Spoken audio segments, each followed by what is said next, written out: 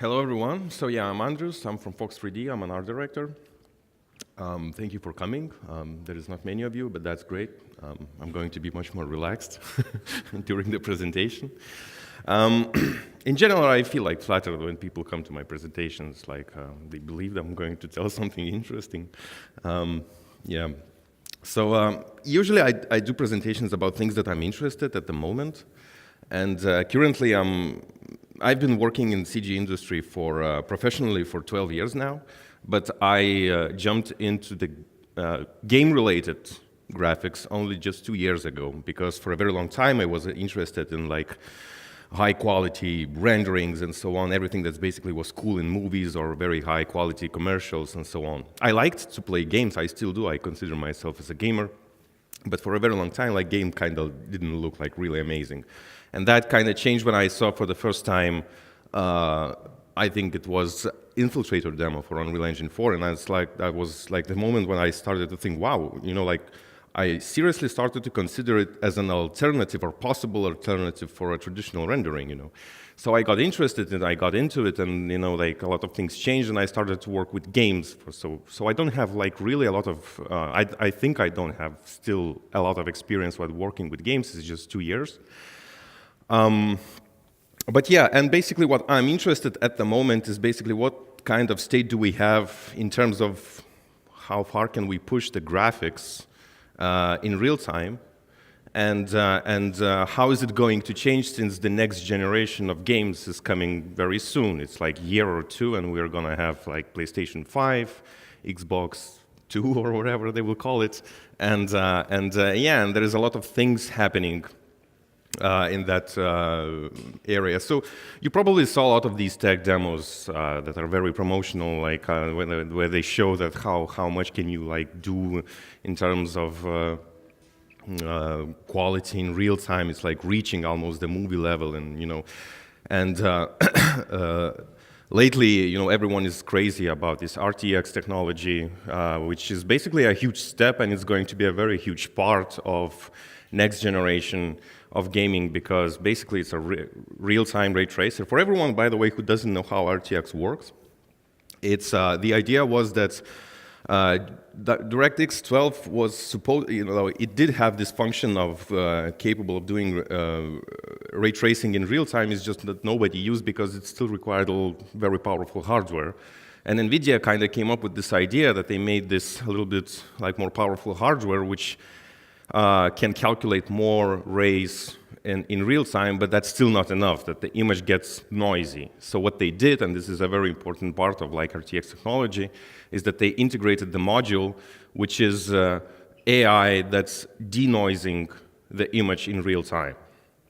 And that's what you see. You basically see ray traced reflections and shadows and everything, but it's noisy, and real time fixes that in you know, like 60 frames per second or whatever. Yeah, and so yeah, they're still polishing that. Beside this denoising, it also can upscale the image. So it's like if it's full HD, it can upscale in real time to 4K, and it's not as good as 4K, but it's close enough to give you illusion that it's sharp and it reaches the quality of 4K, you know. And when I was in GDC this year, like a month ago, and I was like walking around, and I stumbled to the Unity booth where they were showing the new tech demo, which is called Heredity. If you haven't saw it, check it out. It's called Heredity. It's pretty cool, like not only because it like looks cool in terms of technical capabilities, but just standalone itself, it's kind of interesting. And I have this friend who's working in Unity, and we were standing and discussing, and he's like explaining that they initially like they wanted to do this only character to showcase the Unity that Unity can do actually realistic characters, but then eventually they expanded this into this whole, you know, animation and so on, and it's running in real time. It's like cool and so on. And I started to question, like, you know what's the catch? Like, what's the catch? Why do we see these tech demos? They look so cool, but games like don't reach that level. Like, where's the magic? Like, I know that you rape the shit out of these engines and you want to like showcase everything, but what's exactly stopping games look like that? Is it something technical? Is it because like you introduce gameplay and mechanics and you have to like downgrade the graphics so that it would run smooth and so on? And there is truth in that, but the main idea that he says that it's because it's expensive. It's they spend a lot of time, for example, for this tech demo, right? But it's a promotional material, it makes sense, and they do that. But if you would like to make the whole game like that, it would be like super crazy, so not everyone can allow it. And that's mainly the reason why we don't have it. It's not because we don't have technology, because technology is actually pretty cool now. And when he told that, I kind of started to think about it, and I remember this demo. I don't know if you remember it. It basically came along together, I think, with PlayStation 4. It was like 2013 or something. I don't know. And, quite a lot of time passed since then, but even considering like PlayStation 4, if you limit the PlayStation 4 as a technology, I think that it's still like one of the most amazing tech demos, like even after those years. And you don't see a lot of games having this type of quality like in this tech demo, So that kind of proves the point that people tend not to like make very big risks making these super photorealistic graphics, which involves motion capture, everything photoreal, and so on and so on. It's just complicated and expensive, and I get it. So I kind of started to think about it further since I'm in this industry, and I realized one thing, which is like very like liberating, and it's optimistic, is that graphics is getting cheaper because it's becoming faster and more efficient. So the volume kind of stays the same, but it's becoming cheaper. And I started by thinking, for example, I'll start just from this because I think that in the past few years, texturing, for example, drastically changed, like super drastically. Like, do you remember there were, like it was just several years ago where there were no Pbr texturing. Like we would do all the textures in the Photoshop, right? And I made this kind of very quick sample just to make the point. It's super simple. But even something simple as that, making it Photoshop, would take several hours because you would need to take care of all the maps, and make those slight, worn edges and so on and so forth. So it's like several hours, and if you send it to client and he has a feedback, you have to change again, not only like one map, but all of them, like glossiness and specular or metal and roughness, whatever, So it was like complicated. And then the Pbr texturing started to be introduced, like Substance Painter, Substance Designer, and now, like I made this sample like in minutes, I think, because this is just two smart materials, So texturing, and it's just one part of it, like we have Substance Designer, which basically constructs the whole material from procedural, formulas, so you basically have full control of making it tiling and so on and so forth, So texturing like drastically changed in the past few years, and it became much more faster, much more efficient, and so on, And modeling is basically the same. We had like polygonal modeling for a very long time. Then, ZBrush introduced sculpting, and everyone was like crazy, and organic stuff like became completely different, not only in terms of speed, but also in the quality as well. Then later they made another thing. They basically made the hard surfacing modeling, like where you can kit bash everything and just make these curvatures. And like a lot of concept designers even choose to do in 3D all the concepting instead of painting, which was not even an option, like the out of the option idea like before, So I started to think that we have this progress, and what's gonna happen, like later. And one of the things, like we have in the gaming, for example, this traditional approach where you have high poly, then low poly, and you bake everything to low poly, and then texture, and so on and so forth. And even that is kind of starting to change. Like lately, we had this project where we did interior and exterior of spaceship. And basically, it didn't go like, it's not a new technique, of course, but it's becoming much more popular. It's like having something which could be called like mid-poly. So you basically don't do high poly, you just instantly do this mid-poly stuff, and you can make edges rounder by using polygons, and then like use a script which is like called custom weighted normals. It makes like smooth groups a little bit more controlled, and basically what that allows you to do is you avoid baking normal maps. So you just use decals, and you have this semi-geometry, and then afterwards you just unwrap it and use tiling materials in the engine, and you just basically just make masks to mix those materials, right? So texturing becomes a lot faster as well, and it kind of also frees you from textile density, because textures are actually the most costly thing in terms of resources, actually, when you're doing the game. So you have this kind of sort of optimized version, which is also looks good even from distance and up close, you know.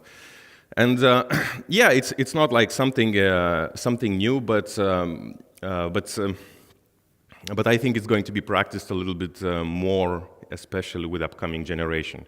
And yeah, like I said, that you have like tiling materials, so everything now what we do in Substance Painter or Substance Design, where we have like, well, maybe Substance Painter, better example, where we have like layers and then we export it, you know.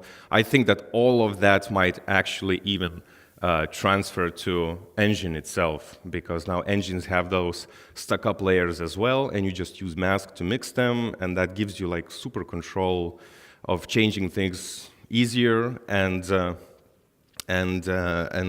also, you know, like make variations maybe even if you need it. So we did this last project, and I think there in the end were almost 150 assets. And we worked like 3 of us. I was an art director, but at the same time, I chose to be also an artist because it was interesting. I never practiced this mid-poly stuff. I just knew it theoretically, so I decided to take a chance and make a practice of it. And we made all of that in like 3 months, I think. You know, 3 artists, which, you know, like, yeah. So you can see it's becoming faster, because like there are either techniques or either tools that are much more interesting. And one of the things that I couldn't find a lot of information, I'm still also digging this myself. I didn't like put this into practice yet, but like I started with this part that you can avoid baking normal maps. And since we have now RTX, which is able to actually calculate ambient occlusion like more accurately than we used to like have this SSAO. So, you know, what do we need more for instead of in terms of baking? So we usually like bake curvature, you know. And there is this thing which is like not popular, and I know it only from Unreal Engine 4. So basically, there is a function for a material that gives you a value for an angle of geometry where you set it, you know. So basically, what that means is that it gives you a value on edges, and if you apply it. It's basically curvature map, real-time curvature map. And if you apply a noise on top of it, you have worn edges in real time, you know. So worn edges, ambient occlusion, geometry compensates for curvature, you know. We're getting to the point where baking, it's still going to last for very custom things, but for a especially hard surface, I think you can mostly like get away without this traditional approach.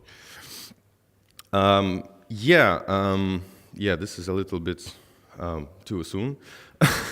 Yeah, and so I started to think about, so what else? And I remember I was contacted by this person who is developing tools. He is like into AI and neural networks, all of this thing like machine learning.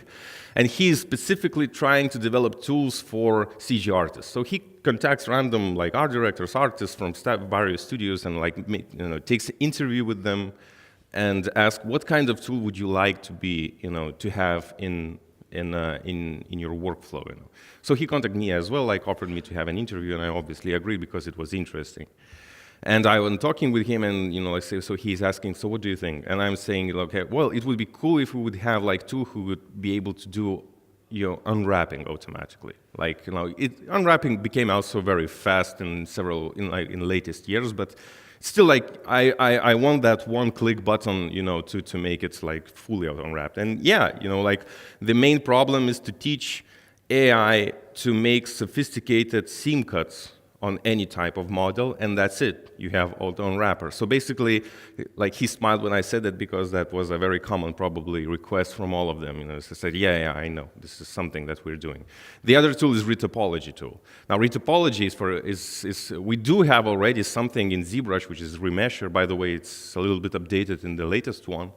And if you use it additional with some sophisticated techniques, you can actually get away making low poly for something organic without even after any fixing afterwards. So it's like really good. Like remesher of ZBrush is already very good.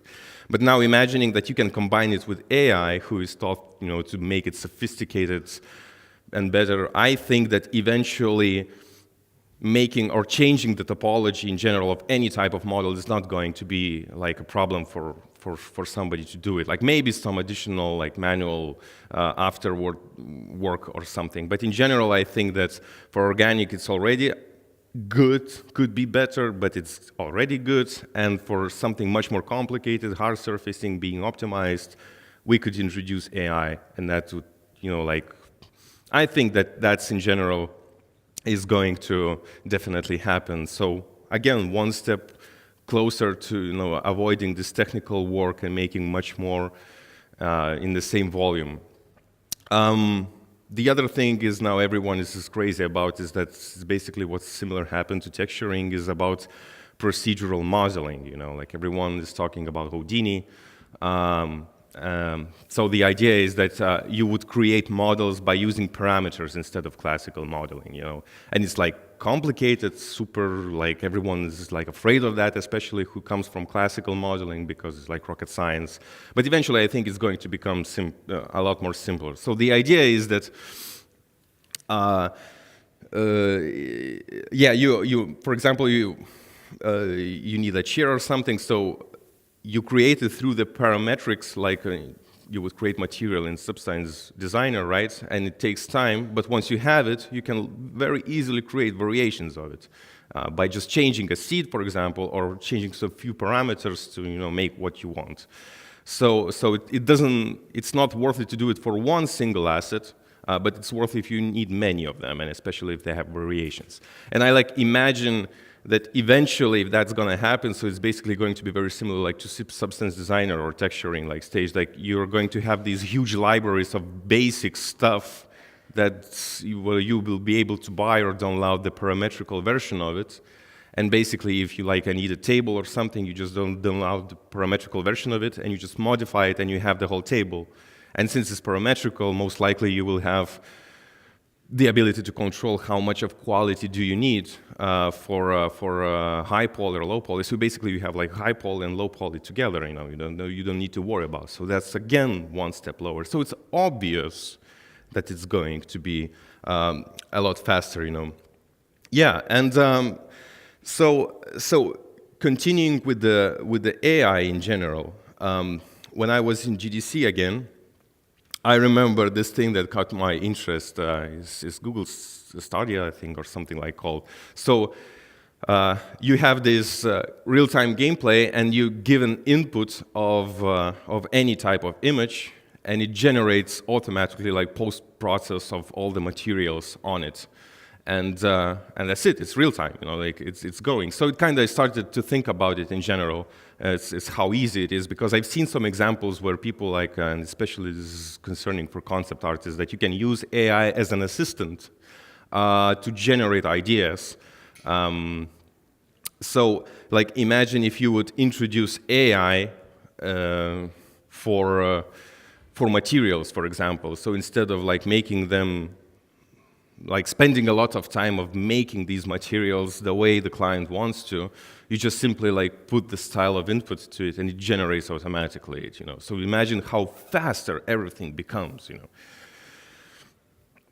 Yeah, and basically that kind of sums up to the last part of of my presentation, is why I'm so excited about making it all faster and so on.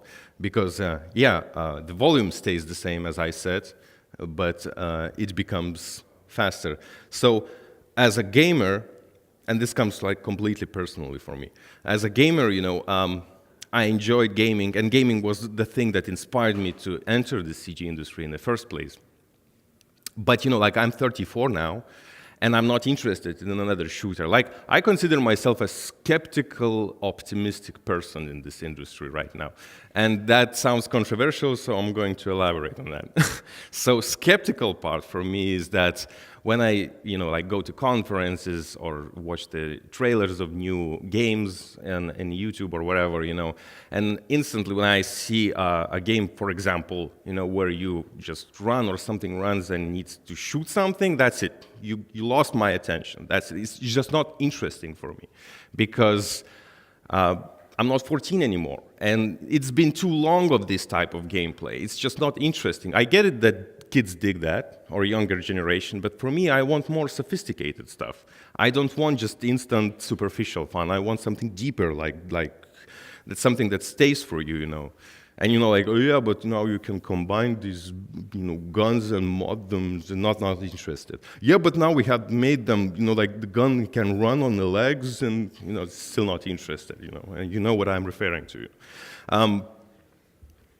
And I've seen these examples of, you can actually also download it, it's for Unity as well, where you can actually take this dog who has rig, which is connected with AI, not sure how technically that works, but the idea is that it actually just lies on the ground, and it runs through the cycle until it learns to walk. Like using this rig, it learns to walk, so you basically throw a stick and it tries to, first it looks like super creepy, but then eventually he understands that you need to stand up and walk and take the stick and take it back, So AI in general is not only that it's going to be involved in the graphics, but and I think it's going to be a lot more involved into the gameplay itself.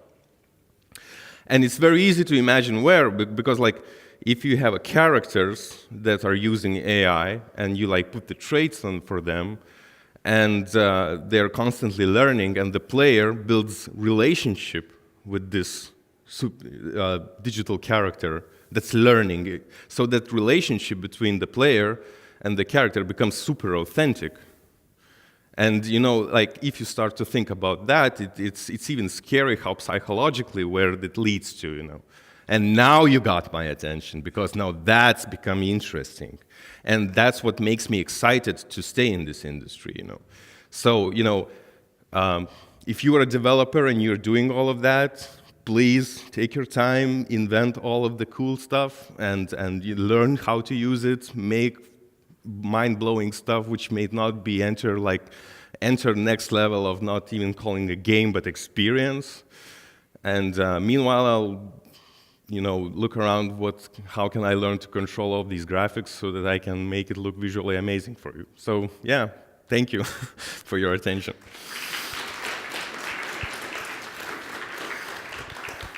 Yeah, thank you for the talk, very interesting. We have about 8 or 9 minutes for questions, so if anybody wants to shoot a question about ray tracing, because, yeah, there we go. Sir in the front row, you will get a microphone soon, yes. Thank you. At the beginning, you mentioned, game companies making teasers or sort of first gameplay trailers or something. That the graphics there are very advanced and very promising, but that game companies usually can't go through with making the entire game very advanced graphically. Way back when Watch Dogs 1 came out, it was the same thing. They promised a lot in the graphics side. The gameplay demo, yet the actual game was very, very downgraded. What do you think game companies should do? Should they actually keep doing this, or how do they cater to the fans' expectations? Well, yeah, I get the idea that they always want to push the graphics forward, especially I'm super against. I'm super against pre-orders, for example. I think it's a very cancerous thing for gaming industry, and I hope it dies. It's just bad thing, and for that reason, game developers usually try to impress you as much as possible instantly, and then eventually they downgrade. And the reasons why they downgrade Yeah, basically, they involve a lot of gameplay or something like that. Or, there is another reason that, since they're trying to appeal to all consoles, let's say, like not only for PC, but for consoles, they need to downgrade because the technical limitations of those are also, like different. I think that Rockstar, for example, is one of the smart ones because, but they have money, a lot of money, so, yeah, that's there you go. But what they do is usually, and I think that's what's going to happen with Red Dead Redemption, like the same would happen with GTA 5, is they release the game on consoles first, and then eventually they release it on PC, but they upgrade the graphics, So it's like 2 stages, like going. So that's, and they never broke their expectations. It's as good as they promised, like maybe not initially, but eventually. So that's a very good attitude. That's the way I like it. And by the way, in general, taking Red Dead Redemption, it's like good-looking game, really. Even considering the fact that it's running on PlayStation, I mean, like on consoles, and it's open world. So basically, they have to like scatter the quality on a much wider place. So they did amazing job. But no, then again, they have a lot of money, so they can allow that. For smaller developers, they tend to, like they don't want to risk. I understand that. I know how much the things cost, so I totally get it from business point of view. They don't want to, like, everyone wants more sophisticated gameplay, but nobody wants to risk to see, like put a lot of millions and then see if it's going to work out or not, Which is why I'm so excited that if graphics gets cheaper, these risks are going to happen more and more, so eventually that should be like much more interesting to get much more interesting products. Yeah, I'm sorry. I probably elaborated too much on the answer. Yeah. Yeah, thank you. Any other questions, remarks? I would actually have one question as well, a quick one maybe. So all these buzzwords about real-time ray tracing, do you feel like this is actually something that will be widely adopted, or is it just like a stepping stone for something bigger?